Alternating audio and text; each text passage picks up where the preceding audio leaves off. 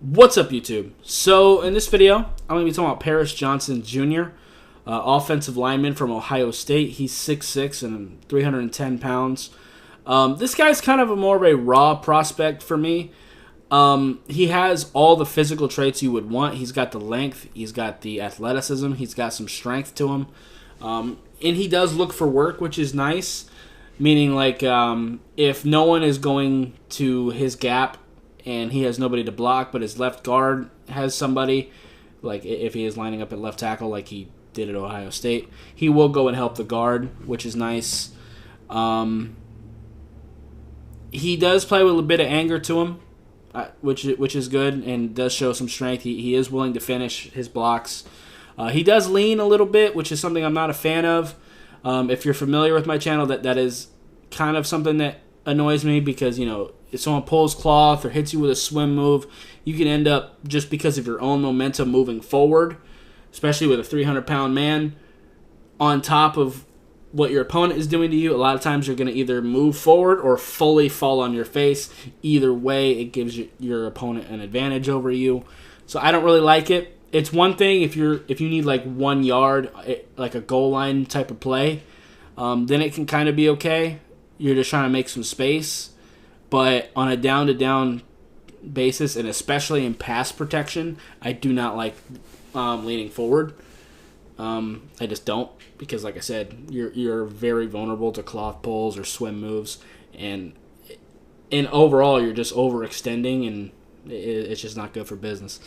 I do think he should stay at tackle. I don't know if he necessarily has the frame for guard, and he has the athleticism to develop into being a very good tackle. His hands, they go outside way too much.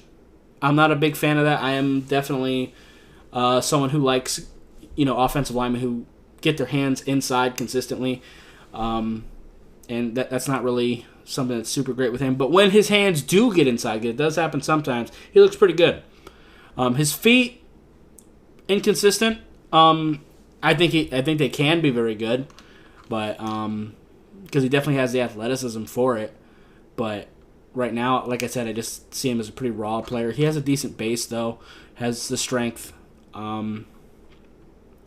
Overall, I see him as a pretty solid raw prospect, like very high ceiling type of player. Like he can be like one of them dudes one day.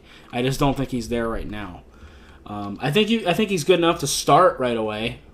He's not really a player that I would super want, just because, I've seen the project offensive lineman. I mean, if he falls, then sure. But he's being looked at as a first-round pick, and he has the talent to be that. And I don't know. I don't know if I would want to do it. I'm more of a high floor guy.